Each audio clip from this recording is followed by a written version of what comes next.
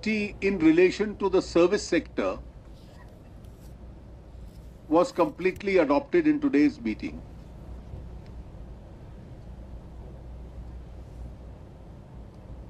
Even in the services sector, depending on the nature of service and for special reasons, there are various categorizations which have been made.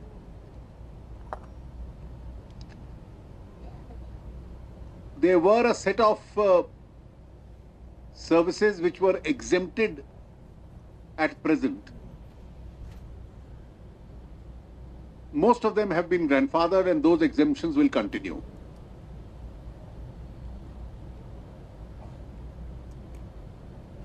Besides the exempted category, of which one of the principal items will be that healthcare and education as a class will continue to be exempted. All other services have been fitted into 4 different rates. The 4 different rates are 5%, 12%, the standard rate of 18%, and the luxury rate of 28%. 5% mostly comprises of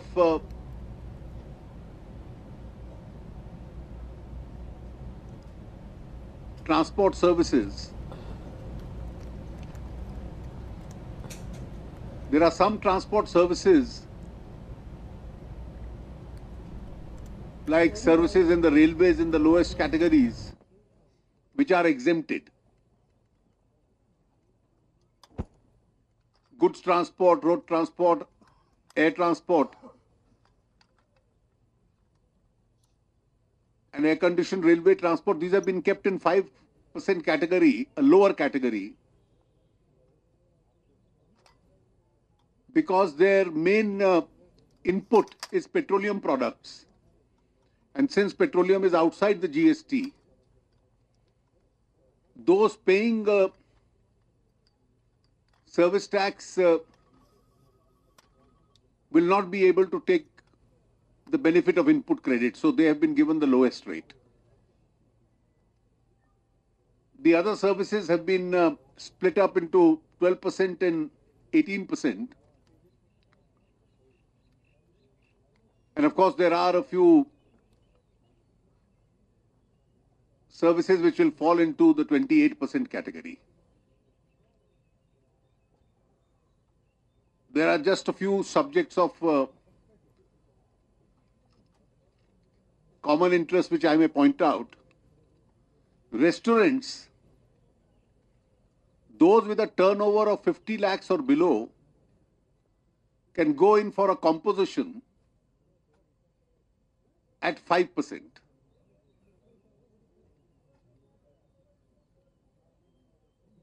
The service tax on non-air conditioned restaurants will be 12%. On air conditioned and those with the liquor licenses will be 18%, the standard rate. And those which are located in 5-star hotels will have the same service tax as is applicable to the 5-star hotels itself. Similarly, hotels and lodges, those with a tariff of below 1,000 rupees are exempted. From 1,000 rupees to 2,500, it will be 12%. 2,500 to 5,000 will be 18%. And the luxury hotels, the 5-star hotels, above that, will be 28%. Today, if you look at the luxury tax and the service tax payable on them, these have been factored in while fixing these rates.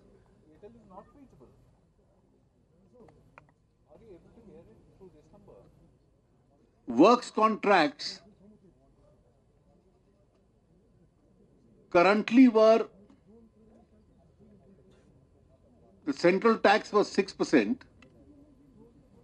and the state taxes ranged from 1% to 5%, 1 or 5.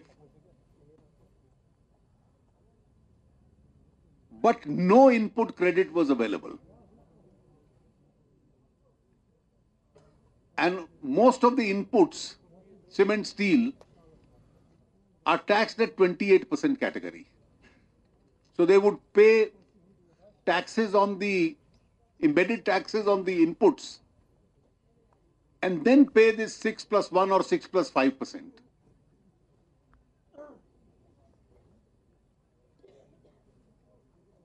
Now a uniform rate of GST will be 12%, but with all kinds of input credits.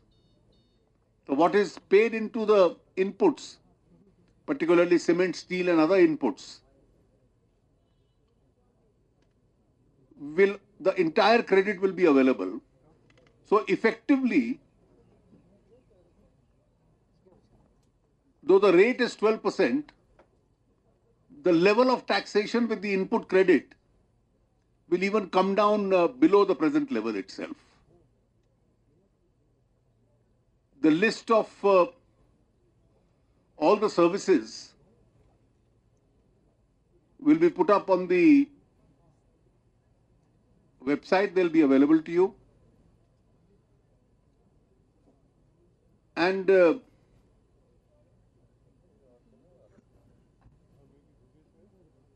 most of the work relating to the rollout has been completed. Only a few things remain. That is in the goods category, those 6 categories which had still to be decided. We need a little more time for discussions amongst in the council. The residuary rules will be put up for public comments and they need to be approved. And we will also be looking at a presentation of the state of preparedness of the GSTN.